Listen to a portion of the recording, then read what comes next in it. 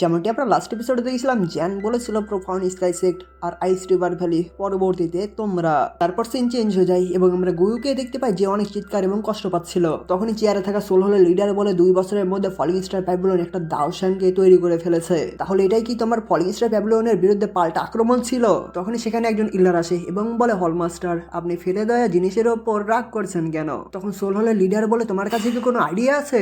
এদিকে সেই ইল্ডার বলে, জ্যান অবশ্যই এনশিয়েন্ট বুদ্ধিস্ট হার্ট নিয়েছে, যার ফলে সে অনেক তাড়াতাড়ি দাওসাং লেভেলে চলে এসেছে, কিন্তু তার ভিত্তি এখনো স্টেবল না, যার ফলে আমরা সহজে জ্যান যাতে সামনে আর আগাতে না পারে সেইটা বাধা দিতে পারে। তারপরে আমরা সেই ইল্ডারকে দেখতে পাই যে ছিল সোল হলের ডেপুটি চিফ। তার পাওয়ার লেভেল ছিল অ্যাডভান্স 3 স্টার দাওসাং লেভেল। তখন ডেপুটি চিফ আরো বলে, শুধু ফলিং স্টার প্যাভিলিয়নই মুরগিকে মেরে বানরকে ভয় দেখাতে পারে না, সাথে আমরাও পারি। এটা বলেই গুরুর দিকে তাকাই। তারপর সিন চেঞ্জ হয়ে যায় এবং আমরা বার্নিং ফ্লেমবেলের মধ্যে দেখতে পাই যেখানে ট্যাংজিং চুপ করে বসেছিল, তার সামনেই ছিল একজন ইল্ডার, আর এনি ছিল বার্নিং ফ্লেমবেলের অ্যানসেস্টর, যার নাম হাউন, আর এই ছিল অন স্টার দাওসাং লেভেলে। তখন হাউন বলে, অ্যালায়েন্স গঠন করতে হবে, তাও আবার সোল হলের বিরুদ্ধে। এটা বলে হাউন উঠে দাঁড়ায় এবং বলে, আমি সোল হলকে অনেক ঘৃণা করি, কারণ তারা মানুষও না, ভূতও না, কিন্তু সোল হলের বিরুদ্ধে যে কাজ করতে চায় কে? এটি বলে লেটার ফেলে দেয় এবং বল, ফলিং স্টার প্যাভিলিয়ন থেকে যে এসেছে লেটার দিতে তাকে পাঠিয়ে দাও। তারপরে হাউন কাজটা শুরু করে। এর দিকে হাওয়ের সেই দিকে আসছিল। তখন ট্যাংজিং বলে, অ্যানসেস্টর, সোল হল আমাদের উপর বাঘের মতো নজর রাখছে, তাই আমি ভয় পাচ্ছি একদিন। তখনই হাওয়ের বলে, ফাদার, এখন এগুলো কথা বন্ধ করুন, কারণ অ্যানসেস্টরের শরীরের অবস্থা অনেক খারাপ। তখন ট্যাংজিং চুপ হয়ে যায়। এদিকে হাওয়ের বলে, অ্যানসেস্টর, আপনি শান্ত হন,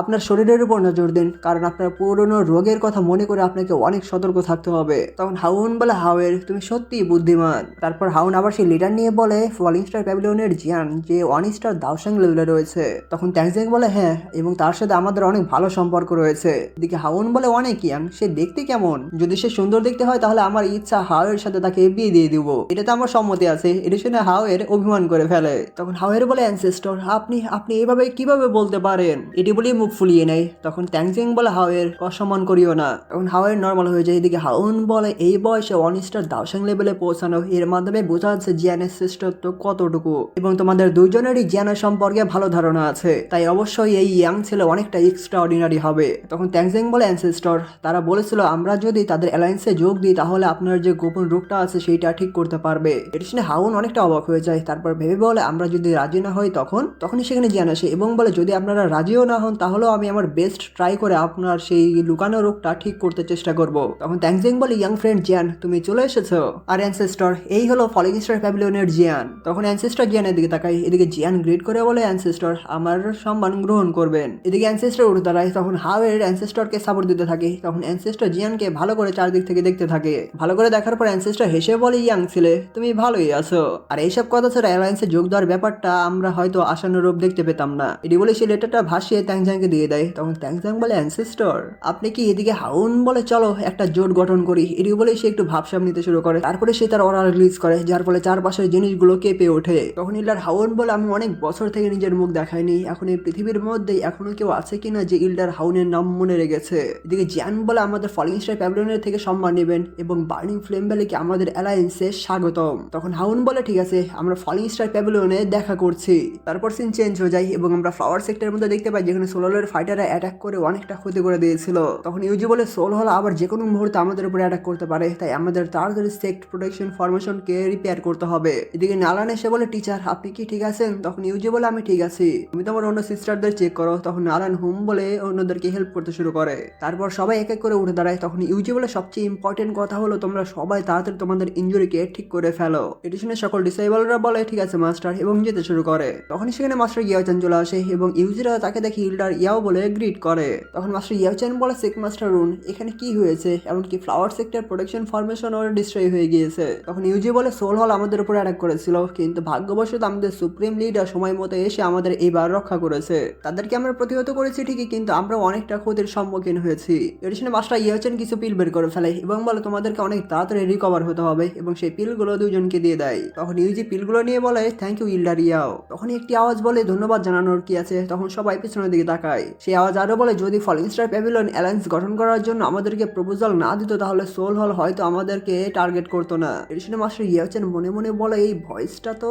তখনই সেখানে ওরা কালার দিতে শুরু করে এবং তারপরে সেখান থেকে বের হয়ে আসে সুপ্রিম লিডার সাথে বাকি ইল্ডাররা, যার নাম ছিল ফেরি কিং। এদিকে ইউজিরা সুপ্রিম লিডার বলে গ্রিট করে। এদিকে মাস্টার ইয়াওচান আস্তে আস্তে বলে, ফেরি কিং। অন্যদিকে ফেরি কিং মাস্টারের দিকে তাকিয়ে বলে, ইয়াওচান, বলছেন? এটা দেখে তো আমার মনে হলো ডাল মে কুছ কালা হে। সাথে আরো বলে এই লোকটি এখনো বেঁচে আছে। তারপর ফেরি কিং সহ সবাই নিচে নেমে আসে এবং বলে কিছু মানুষের আত্মসম্মান নেই, আর তোমরা অতিথিদের জিনিসকে গুছিয়ে দিয়ে তাদেরকে পাঠিয়ে দাও, কারণ অন্যদেরকে আমাদের উপর হাসতে দিতে পারি না। তখন ইউজি সহ বাকি সবাই হুম বলে। তারপর সবাই সেখান থেকে যেতে শুরু করে, কিন্তু ইউজি পিছনের দিকে যেয়ে বলে ইল্ডার ইয়াও, আমাদের পরবর্তী পরিস্থিতি এখনো আমাদেরকে হ্যান্ডেল করতে হবে এবং আমাদের এই অন্যরকম আচরণ আপনি কিছু মনে করবেন না। তখন মাস্টার ইয়োচান বলে কোনো প্রবলেম নেই। তারপরে ইউজি সেখান থেকে চলে যায়। তারপর মাস্টার ইয়োচান সামনে আসে এবং বলে এত বছর পার হয়ে গিয়েছে কিন্তু রাগ এখনো পরিবর্তন হয়নি। তখন ফেরি কিং সামনে আসে এবং বলে ইয়োচান, তোমার ফলিস্টার প্যাভিলিয়নের সাথে কাদের সাথে মিত্রতা আছে সেইটা আমার যায় আসে না, সেটা আমার দেখার বিষয় না, কিন্তু ফ্লাওয়ার সেক্টকে যদি এটার মধ্যে জড়াতে চাও তাহলে আমার অশুভ আচরণের জন্য আমাকে দোষ দিও না।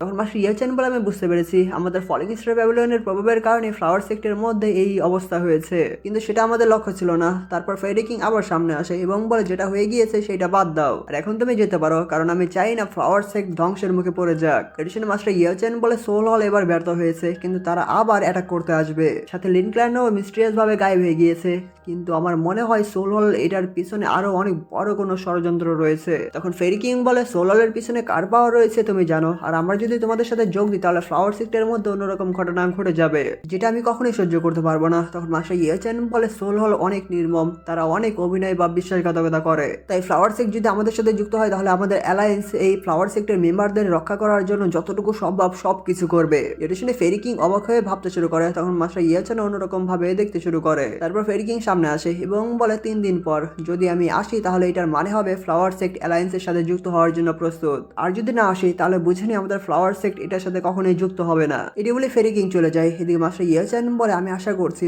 তুমি আসবে। তারপর সিন চেঞ্জ হয়ে যায় এবং আমরা ফলিং স্টার প্যাভিলিয়নের মধ্যে দেখতে পাই যেখানে জিয়ান বলে বার্নিং ফ্লেম বলে আমাদের অ্যালায়েন্সের সাথে যুক্ত হওয়ার জন্য রাজি হয়ে গিয়েছে, এখন শুধু ওয়েট করতে হবে ফ্লাওয়ার সেক্ট এবং পিল টাওয়ার কি রেসপন্স করে। তখন মাস্টার ইয়োচান বলে ফ্লাওয়ার সেক্টরের কাছে বেশি আশা করিও না, কারণ সোল হল যে অ্যাটাক করেছিল সেই অ্যাটাকের ফলে তারা অনেকটা হতাশায় পড়ে গিয়েছে। এদিকে জিয়ান বলে টিচার তাহলে আপনার এখন মেইন ফোকাস পিল টাওয়ার। তখন মাস্টার ইয়োচান বলে ঠিক বলেছো, যদিও পিল টাওয়ার সোল হলকে গভীরে গভীরে শত্রুতা মনে করে কিন্তু তারপরও তারা নিউট্রাল বা নিরপেক্ষতা বজায় রাখে, তাই তাদেরকে সহজে বোঝানো যাবে না। এটি বলে মাস্টার ইয়োচান ভাবতে শুরু করে। তারপর মাস্টার ফ্যাং বলে তাদের কি অবস্থা সেটা চেক করার জন্য আমরা কি আরেকটা চিঠি পাঠাবো। এটি শুনে মাস্টার ইয়োচান বলে এই বিষয় নিয়ে তাড়াহুড়া করা যাবে না, যদি তাদেরকে মানাতে হয় তাহলে আমাকে এবং জিয়ানকে পার্সোনালি যেতে হবে। তখন মাস্টার ফ্যাং বলে ঠিক আছে, তাহলে আমরা এখানে থেকে ফলিং স্টার প্যাভিলিয়নকে দেখভাল করব, এই সময়ের মধ্যে আমরা সবকিছুকে হ্যান্ডেল করে নেব এবং আমার মনে হয় না এই সময়ের মধ্যে কোনো প্রবলেম হতে পারে। আর ব্রাদার চ্যান তুমি কখন পিল টাওয়ারে যাওয়ার পরিকল্পনা করছো। তখন মাস্টার ইয়োচান বলে তাড়াতাড়ি গেলে ভালো হয়, তাই আমরা কালকেই এখান থেকে বের হয়ে যাব।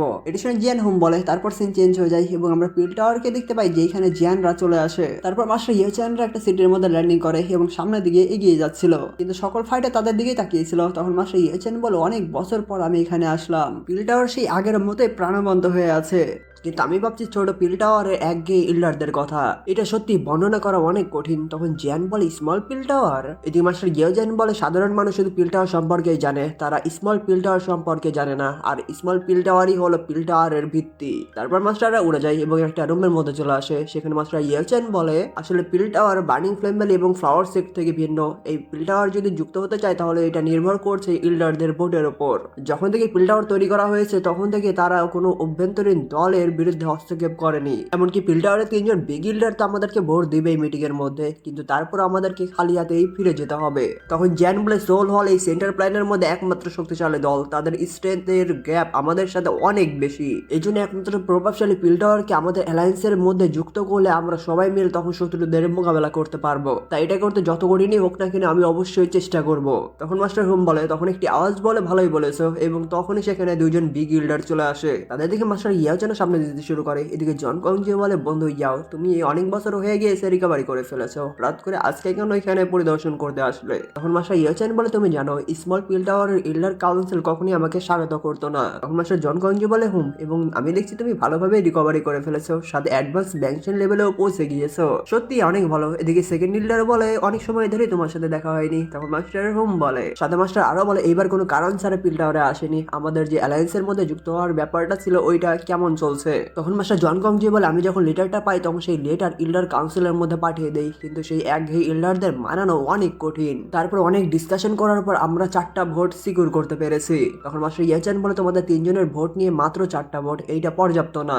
আর জিয়ান ইল্ডার কাউন্সিল মিটিং এর মধ্যে 8টা সিট রয়েছে এবং সেইটা পাস করতে আমাদের অন্তত 5টা সিট দরকার। এদিকে মাস্টার জন কংজি বলে পিল টাওয়ারের অ্যানসেস্টর বর্তমানে নেই, তাই এই জিনিসটা করতে অনেকটা ডিফিকাল্ট হয়ে যাবে। তখন মাস্টার ইয়াচান বলে অ্যানসেস্টর কি আবার পৃথিবীতে ঘুরতে বের হয়ে গিয়েছেন? এদিকে সেকেন্ড ইল্ডার বলে অনেক বছর হয়ে গিয়েছে, তার কোনো নিউজ পাইনি। যদি না তার সোল জেট আমাদের কাছে থাকতো তাহলে আমরা হয়তো ভেবেই নিতাম তার সাথে কিছু হয়েছে। এটা শুনে জিয়ানরা হতাশায় পড়ে যায়। এদিকে তখন মাস্টার জন কংজি বলে 3 দিন পর ইল্ডার কাউন্সিল একটা নতুন ইল্ডারকে যুক্ত করবে, তাহলে নতুন ইল্ডার যুক্ত হওয়ার পর সেই ইল্ডারের কাছে একটা ভোট থাকবে। তখন জিয়ান বলে মাস্টার জন এই নিউ ইল্ডারের জন্য কোন কি ক্যান্ডিডেট আছে, আর যদি থাকেও তাহলে কি সে আমাদের পক্ষে ভোট দিবে? তখন সেকেন্ড ইল্ডার বলে বর্তমানে সবচেয়ে কম্পিটিটিভ ক্যান্ডিডেট হলো তার নাম ওল্ড হুয়া, এবং ইয়াচান তোমার সাথে এবং ওল্ড হুয়ার সাথে কখনোই তোমাদের মতামত মিল হয়নি। একবার যদি সে জিতে যায় তাহলে আমাদের অ্যালায়েন্সে যুক্ত হওয়ার ব্যাপারে সব জায়গায় বাধা দিবে। তখন জিয়ান বলে ওল্ড হুয়াও? এদিকে জন কংজি বলে হ্যাঁ, সেই ইল্ডার পিল গ্যাদারিং কম্পিটিশন হেরে যাওয়ার পর থেকে ইয়াওচানকে দেখতে পারে না, কারণ আগে ইয়াওচান তুমি পিল গ্যাদারিং কম্পিটিশনের মধ্যে soul speed enhancement method use করে তাকে হারিয়ে দিয়েছিলে। তিনি সবসময় তোমার এই মেথড বৈধ ছিল কিনা তা নিয়ে প্রশ্ন করেই গিয়েছেন,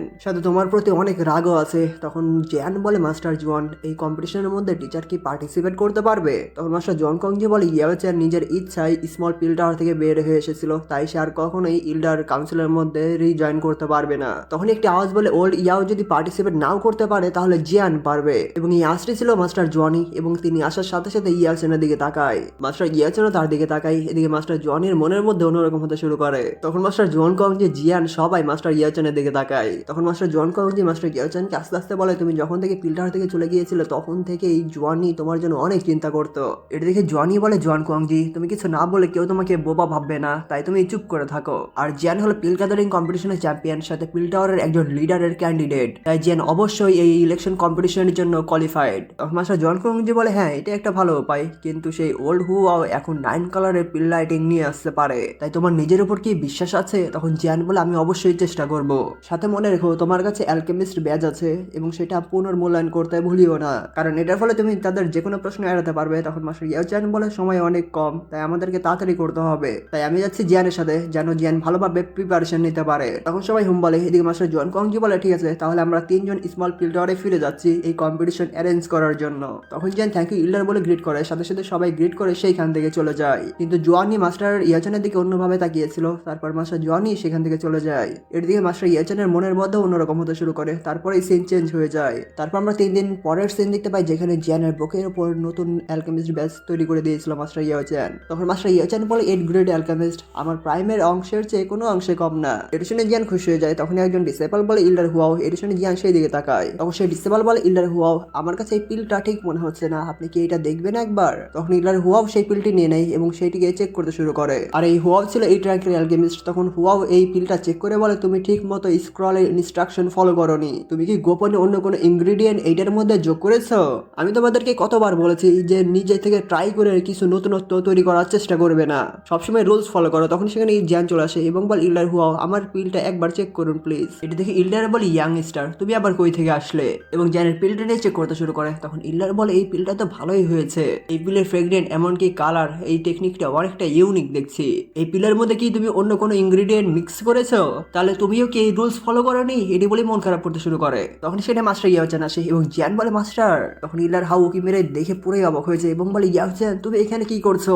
ও আচ্ছা, তাহলে তুমি হলো ইয়াওচানের ডিসেবল, তাহলে আর অবাক হওয়ার কিছুই নেই। তারপর ইল্ডার হাউ মাস্টারের কাছে যায় এবং বলে তুমি এখনো বেঁচে আছো, এমনকি সোলনের কাছ থেকেও বেঁচে ফিরেছো, সত্যি অনেক সৌভাগ্যবান। তখন মাস্টার ইয়াওচান বলে আমি তোমার আগে কিভাবে মরতে পারি? তখন জিয়ান বলে ইনি মাস্টার হাউ? তখন মাস্টার ইয়াওচান বলে তিনি এরকমই, তাকে শুধু ওল্ড হাউ বলেই ডাকলেই হবে। তখন ইল্ডার হাউ বলে তুমি নিজের ইচ্ছায় এই স্মল পিল টাওয়ার থেকে চলে গিয়েছিলে, আমি ভেবেছিলাম তুমি হয়তো আর কোনোদিন এখানে ফিরে আসবে না। তখন মাস্টার ইয়াওচান বলে পিল টাওয়ার আমাকে অনেক সাহায্য করেছে, আর এইবার পিল টাওয়ারে এসেছি নর্মাল ভাবেই। তখন ইল্ডার হাউ বলে ও আমি এবার বুঝতে পেরেছি, তুমি অবশ্যই এখানে এসেছো স্মল পিল টাওয়ারের একটা ইল্ডারের সিট নেওয়ার জন্য, তাই তুমি নির্লজ্জভাবে এখানে ফিরে এসেছো। কিন্তু আমার স্মল পিল টাওয়ারের ইল্ডারের সিটের জন্য কোনো ইন্টারেস্ট নেই, কিন্তু তুমি যেহেতু এটার জন্য প্রতিযোগিতা করছো তাহলে আমি আমার স্কিল দেখাবো, তখন আমি তোমার বর্তমান স্ট্রেন্থ দেখবো, আর আমাদের দেখা হচ্ছে সেই কম্পিটিশনের মধ্যে। এটি বলেই যেতে শুরু করে। তখন জিয়ান বলে এই কম্পিটিশন তো আমাকে করতে হবে। এদিকে মাস্টার ইয়াওচান বলে যদিও সে কম্পিটিশন হেরে যাওয়ার পর আমাকে সন্দেহ করেছিল, কিন্তু মানুষ হিসেবে সে ভালো, কিন্তু সে সেই কম্পিটিশনে হেরে যাওয়ার পর থেকে তার অ্যালকেমি রিসার্চ নিয়ে ডেডিকেশন তার অন্য লেভেলে পৌঁছে গিয়েছে।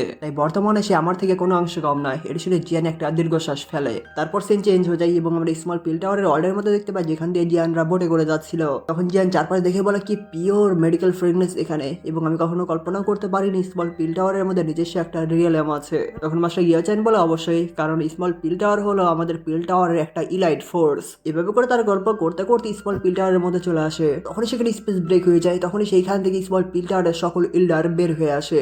মেইন ইল্ডারদের দেখে সকল ইল্ডাররা তখন তাদেরকে গ্রিট করে। এদিকে জিয়ান সবাইকে দেখতে শুরু করেছিল এবং জিয়ান মনে মনে বলে এই দুজন হলো 8 গ্রেডের মিড লেভেলের অ্যালকেমিস্ট আর একজন 8 গ্রেডের অ্যাডভান্স লেভেলের অ্যালকেমিস্ট, কিন্তু মাঝখানে যে আছে তার ওরা একদম অতুলনীয়। তখন মাস্টার ইয়াচান বলে তিনি হলো স্মল পিল টাওয়ারের গ্র্যান্ড ইল্ডার লিন, আর তার পাওয়ার লেভেল ছিল 2 স্টার দাওশ্যাং। এদিকে মাস্টার ইয়াচান আরো বলে আমাদের অ্যানসেস্টর বাদ দিয়ে এই স্মল পিল টাওয়ারের সবচেয়ে পুরনো ব্যক্তি তিনি। তখন ইল্ডার লিন বলে আমাদের ইল্ডার সিলেকশন কম্পিটিশন শুরু হবে, আর এটা কিভাবে হয় সেটা সবাই জানেন। তাই এই কম্পিটিশনের রুলস আমি আর বলছি না, এবং এই কম্পিটিশনের জন্য তোমাদের যে মেডিকেল ইনগ্রিডিয়েন্ট গুলো লাগবে সেগুলো এখানেই আছে, এবং এই কম্পিটিশনের মধ্যে যে হাইস্ট গ্রেডের পিল রিফাইন করবে সেই হয়ে যাবে এই কম্পিটিশনের উইনার। এদিকে ইল্ডার হাও বলে ইয়াওচান এইবার এই কম্পিটিশনের মধ্যে আমি তোমাকে হারিয়েই দিব। অন্যদিকে ইল্ডার লিন বলে যদি এটা নিয়ে আর কোনো প্রশ্ন না থাকে তাহলে এই কম্পিটিশনে যারা ক্যান্ডিডেট আছে তারা এই গ্রাউন্ডে চলে আসেন। এটি বলার পরপরই ইল্ডার হাও গ্রাউন্ডে চলে আসে এবং বলে ইয়াওচান চলে আসে এখন। তখন জিয়ান মাস্টারকে বলে টিচার আপনি গুড নিউজের জন্য ওয়েট করুন। এটি বলে জিয়ান গ্রাউন্ডে চলে আসে এবং আসার সাথে সাথে ইল্ডার হাউকে গ্রিট করে। এদিকে ইল্ডার হাউ পুরো শক খেয়ে যায় এবং বলে ইয়াওচানের ডিসাইবল কম্পিটিশন করবে। অন্যদিকে অন্য ইল্ডাররা দেখে বলে এই ইয়াং ছেলেটাকে এত কম বয়সে 8 গ্রেডের অ্যালকেমিস্ট হয়ে গিয়েছে। অন্যদিকে ইল্ডার লিন বলে জিয়ান হলো ইয়াওচানের ডিসাইবল এবং জিয়ানই হলো গতবারের পিল গ্যাদারিং কম্পিটিশনের চ্যাম্পিয়ন, সাথে তার কাছে আছে 8 গ্রেডের অ্যালকেমিস্টের স্কিল, তাই সে রুলস অনুযায়ী এই কম্পিটিশনের জন্য কোয়ালিফাইড। এদিকে ইল্ডার হাউ বলে ছোট্ট ছেলে এই ইল্ডার সিলেকশন কম্পিটিশন কোনো অর্ডিনারি কম্পিটিশন না, আজকে আমি দেখাবো আমার স্কিল এবং সেখানে তুমি দেখতে পারবে আসলে অ্যালকেমি কেমন হয়। এটি বলে তার অরা রিলিজ করে। এদিকে জিয়ান বলে অনেকটা স্ট্রং সোল ফ্লাকচুয়েশন, এবং জিয়ান মনে মনে বলে টিচার আপনি চিন্তা করবেন না, আপনার এই চেলা আপনার সম্মানকে কখনোই হতাশ করবে না। এটি বলার পরপরই এখানে এপিসোডটি শেষ হয়ে যায়।